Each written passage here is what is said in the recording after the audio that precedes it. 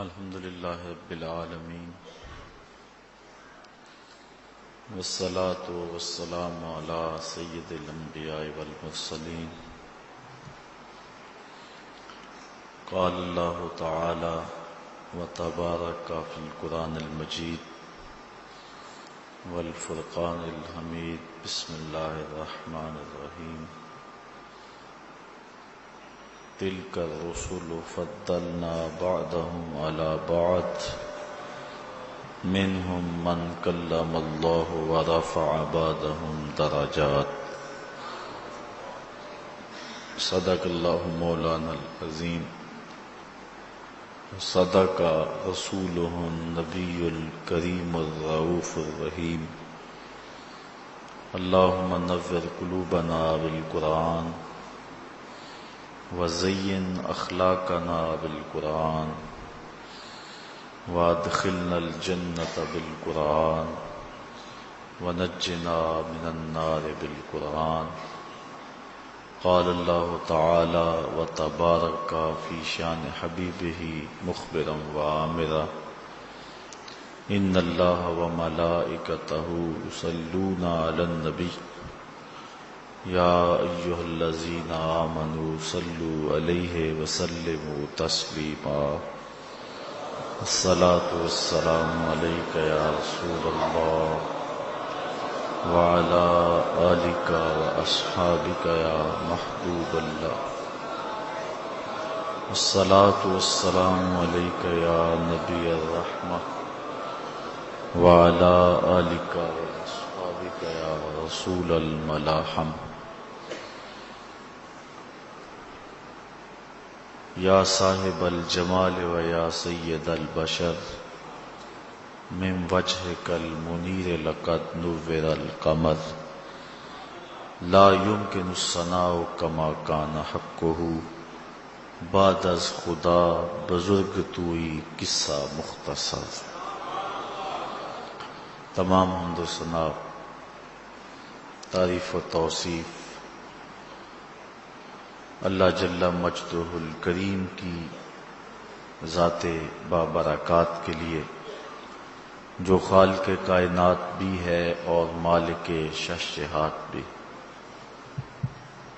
اللہ جل وعلا کی حمد و ثنا کے بعد حضور نبی اکرم شفیع امم رسول محتشم نبی مکرم اللہ کے پیارے امت کے سہارے رب کے محبوب دانائے غیوب مالک رقاب امم فخر عرب و عجم والی کون و مکان سیاہ لا مکان سید انس و جاں سرور لالا رخاں نیر تاباں سر نشین مہوشاں ماہ خوباں شہنشاہ حسینہ تتمہ دوراں سر خیل زہرہ جمالاں جلوہ صبح ازل نور ذات لم یزل باعث تکوین عالم فخر آدم و بنی آدم نیر بطحا رازدار ما اوہا شاہد ما طغا صاحب علم نشرہ معصوم آمنہ احمد مجتبی حضرت محمد مصطفیٰ صلی اللہ علیہ وسلم کے حضور ناز میں اپنی عقیدتوں ارادتوں اور محبتوں کا خراج پیش کرنے کے بعد معزز محترم محتشم سامعین خواتین و حضرات السلام علیکم ورحمۃ اللہ وبرکاتہ. حضور ختمی المرتبت صلی اللہ علیہ وآلہ وسلم کی عظمت و رفعت کے عنوان سے آج کچھ باتیں آپ کے گوش گزار کرنے کی کوشش کروں گا. اللہ تعالی میری زبان پہ کلمۃ الحق جاری فرمائے. تیسرے پارے سے چند کلمات آپ کے سامنے تلاوت کیے ہیں. اللہ تعالی جل شانہ ارشاد فرماتا ہے تلک الرسل فضلنا بعضهم علی بعض، یہ رسول ہیں کہ ہم نے ایک کو دوسرے پر فضیلت دی۔ منہم من کلم اللہ، ان میں سے کوئی ایسا بھی ہے جس سے اللہ نے کلام کیا۔ وَرَفَعَ بَعْضَهُمْ دَرَجَاتٍ، اور کوئی ایسا بھی ہے جو درجوں میں سب سے بڑھ گیا۔ کوئی فلک تے رہ یار گیا، کوئی جا سدرہ تے ہار گیا، ایک کالیاں زلفاں والا سی جڑا عرش تو بھی لنگ پار گیا۔ جہاں تک حضور کی عظمت و رفعت کو بیان کرنے کا معاملہ ہے، میں کیا کوئی بھی اس پہ قادر نہیں ہے، کسی میں ہمت نہیں ہے کہ وہ یہ دعویٰ کرے کہ میں اس عنوان کا حق ادا کر سکتا ہوں۔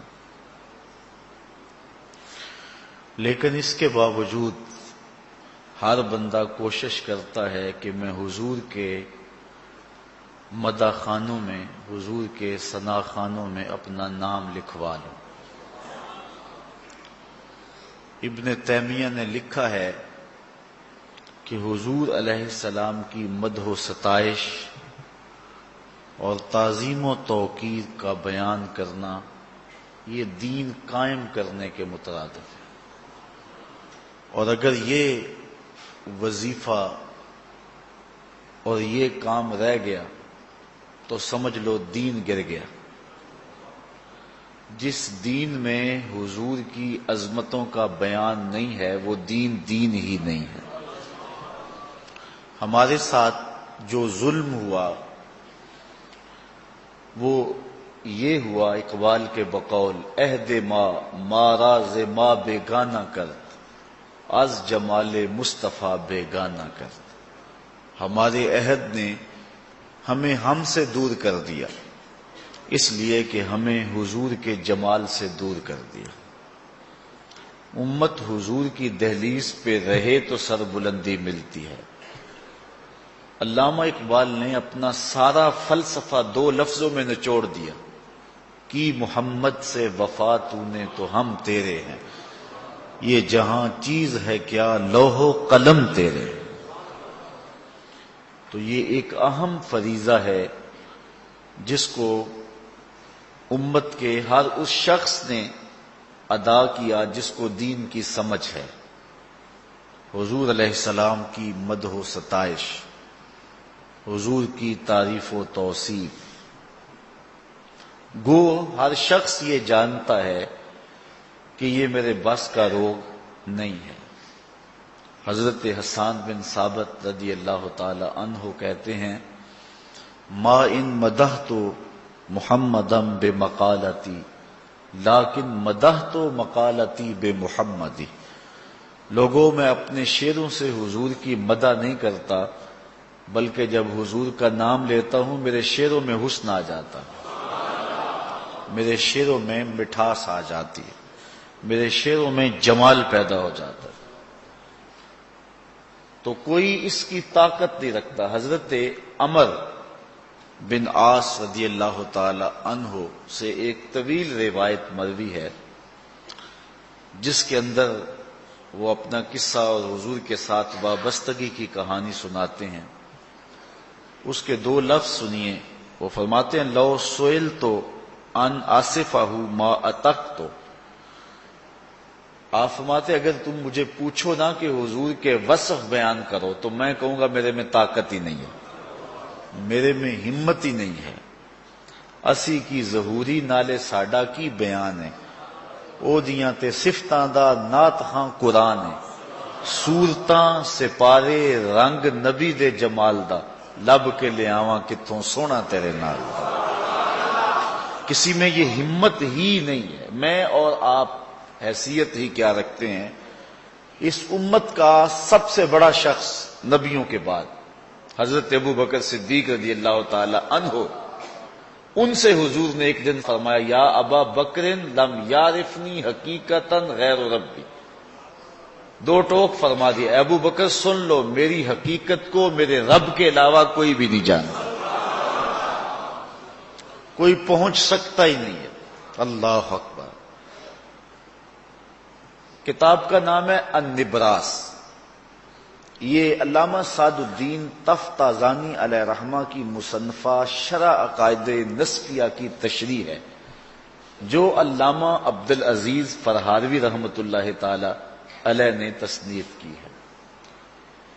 شرح عقائد نسفیہ ہمارے درس نظامی میں داخل ہے، اور اتنی دیر تک عالم نہیں بنتا جب تک شرح عقائد نہیں پڑھ لیتا۔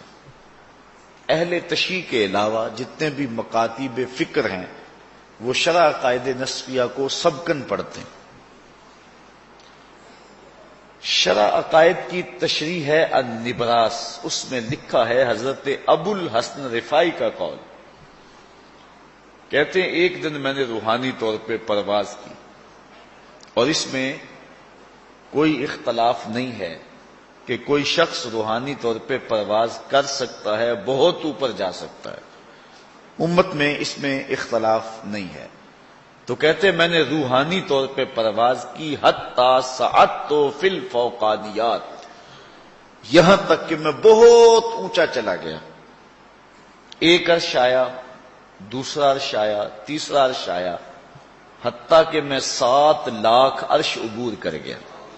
عرش ایک نہیں ہے، عرش کئی ہیں۔ عرش عالم امر اور عالم امکان کے اندر عالم برزخ ہے۔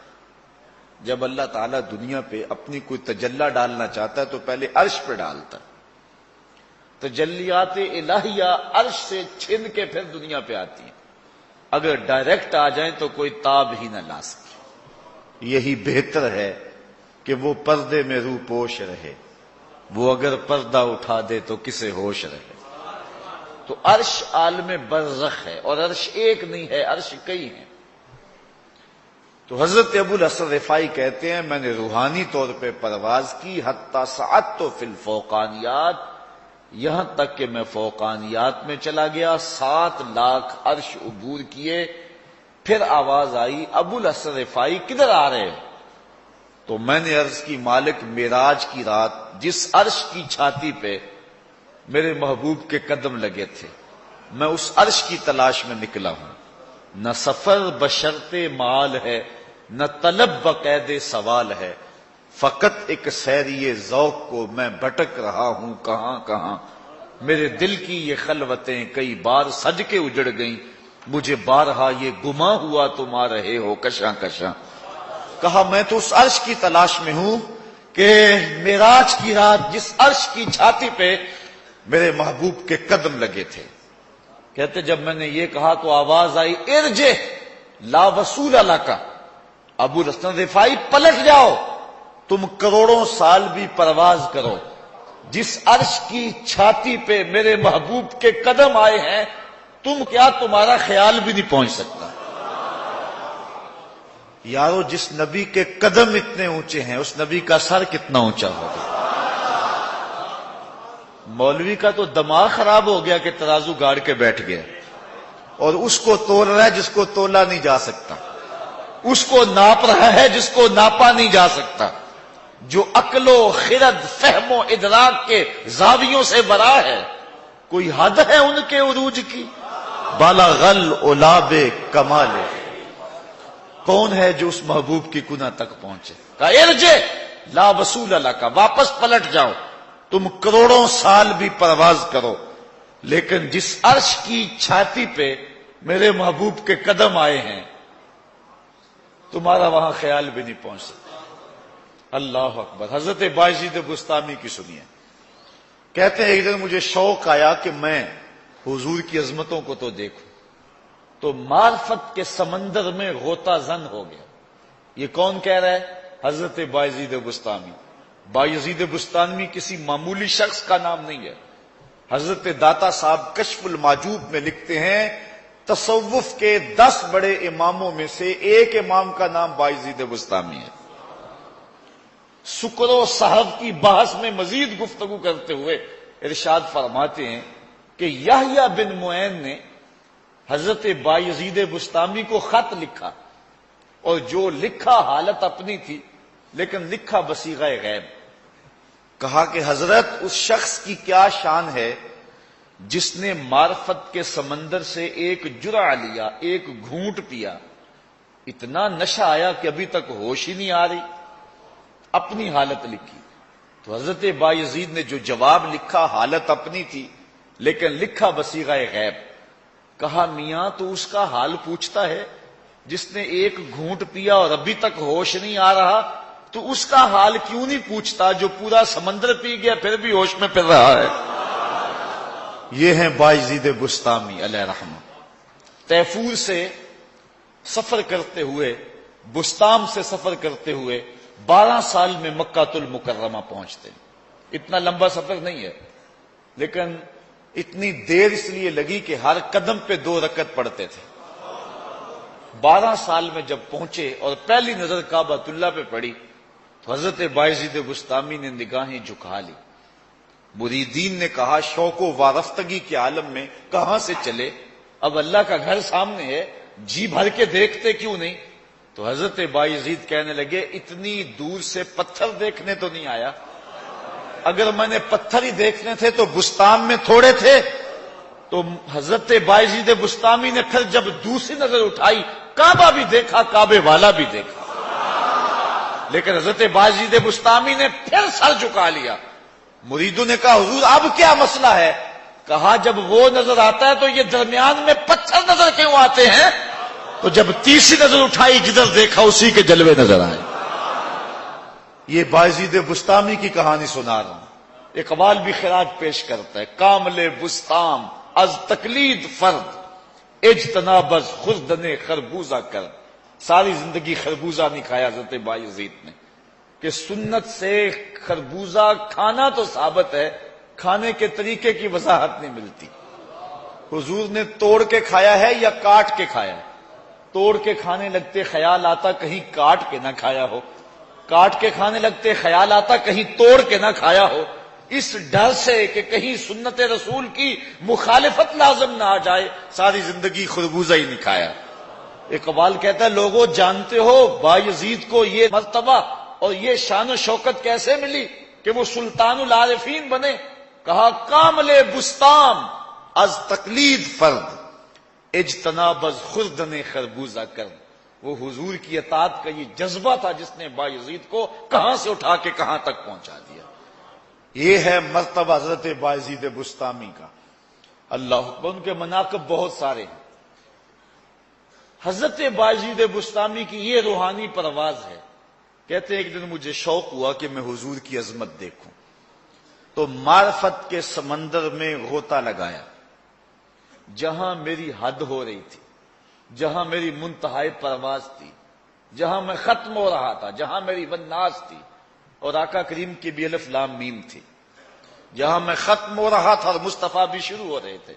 فائزہ بینی و بینہا الف و حجاب من نور.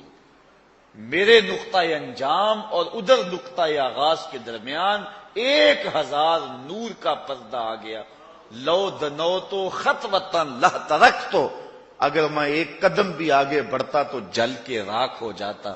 جس نبی کے قدم اتنے اونچے ہیں اس نبی کا سر کتنا اونچا ہوگا. اللہ اکبر. یہ ہیں حضرت بایزید بسطامی. تو کون حضور کی عظمت کو بیان کرے؟ حضرت امام بوصیری علیہ رحمہ فرماتے ہیں دا مدعته النصارى فی نبیہم وحکم بما شئت مدحا فیہ وحتکمی. فرمایا جو نصارہ نے اپنے نبی کے بارے میں کہا وہ نہ کہنا، انہیں خدا کہہ دیا، ابن اللہ کہہ دیا. جو عیسائیوں نے اپنے نبی کے بارے میں کہا بس وہ نہ کہنا. کہا حضور کی شان میں پھر جو کہہ سکتا ہے کہہ دے، اور تو جو کہے گا حضور اس سے بھی اونچے ہیں.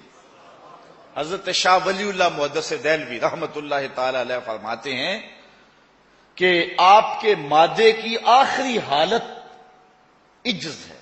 جو حضور کی مدح کرتا ہے تو اس کی آخری حالت کیا ہے؟ عجز. وہ کہتا ہے میری بس، میں نہیں پہنچ سکتا. آپ جانتے ہیں غالب وہ حسن کا نقشہ کھینچنے میں ماہر ہے. بلکہ اللہ نے اس کو جو تغزل میں ملکہ دیا ہے وہ کم ہی کسی کو حصہ ملا، اور اسے اپنے بیانوں، اپنی گفتگو اور اپنی شاعری پہ ناز بھی تھا۔ خود کہتا ہے ذکر اس پری وش کا پھر بیاں اپنا تھا، بن گیا رقیب آخر جو رازداں اپنا تھا۔ آگہی دام شنیدن جس قدر چاہے بچا، مدعا انکا ہے اپنے عالم تقریر کا۔ چاہیے اچھوں کو جتنا چاہیے، یہ اگر چاہیں تو پھر کیا چاہیے۔ چاہتے ہو خوب روحوں کو اسد، آپ کی صورت تو دیکھا چاہیے۔ بات کرنے کا ڈھب بھی ہے، اسلوب بھی ہے، شاعری کا جمال بھی ہے، تغزل کا حسن بھی ہے، لیکن جب کہا گیا نا لکھ حضور کی ثنا تو قلم پھینک دیتا ہے اور کہتا ہے غالب ثنائے خواجہ بیزداں گذاشتے کہاں ذات پاک مرتبہ دان محمد است۔ کہا غالب میں کیسے لکھوں، جب جانتا نہیں تو لکھوں کیسے؟ جو خدا جانتا ہے محبوب کی مدح بھی وہی کر سکتا ہے۔ تو یہاں مادح کی، مدح کرنے والے کی آخری حد یہ ہے کہ وہ کہتا ہے میری بس لا یمکن الثناء کما کان حقہ، بعد از خدا بزرگ توئی قصہ مختصر۔ ہم نے اپنے بڑوں سے سنا ہے ایک اللہ ہی ان سے بڑا ہے۔ اللہ اکبر۔ تو کسی کے اندر ہمت نہیں ہے کہ حضور علیہ السلام کی عظمتوں کا ادراک کر سکے۔ ابن حاج علیہ رحمہ فرماتے ہیں حضور جس شہر میں رہتے تھے، شہر مدینہ، کہتے ہیں شہر مدینہ کی عظمتوں کی حد نہیں ہے یار۔ جن جگہوں پہ اور جن خاک کے ذروں پہ حضور کے قدم لگے تو اس کی مدح اس شہر کی بیان نہیں ہو سکتی، پھر محمد عربی کی عظمتوں کو کون بیان کر سکتا؟ لیکن اس کے باوجود ہر بندہ یہ سعادت سمجھتا ہے کہ میں حضور کی مدح کروں۔ وہ کیوں؟ اس لیے کہ جو حضور کی مدح کرے، حضور کی تعریف کرے، عظمتوں کو بیان کرے، وہ اللہ کا بھی محبوب بن جاتا ہے، محبوب خدا کا بھی محبوب بن جاتا ہے، اور یہ سعادت مندی ہے، اور حضور اسے نوازتے ہیں۔ یہ شرف ہے جو پانے کے لیے ہر مادے بے تاب ہوتا ہے۔ حضرت نبی رحمت صلی اللہ علیہ وآلہ وسلم نے جب فتح مکہ کے موقع پہ عام معافی کا اعلان کر دیا، لیکن کچھ لوگ تھے جن کے بارے میں حضور نے فرمایا کہ یہ اگر پکڑے جائیں تو ان کو چھوڑنا نہیں۔ ان میں ایک کعب بن زہیر بھی تھا۔ تو کعب بن زہیر کسی طرح چھپ کے حضور کے پاس آ گیا اور حضور کے سامنے بیٹھ کے کہتا ہے اگر کعب بن زہیر کو ڈھونڈ لائیں تو معاف کر دو گے؟ تو حضور نے فرمایا کعب تو آج ہو گیا ہے، جا معاف کر دیا، تو آج ہو گیا، جا میں نے معاف کر دیا۔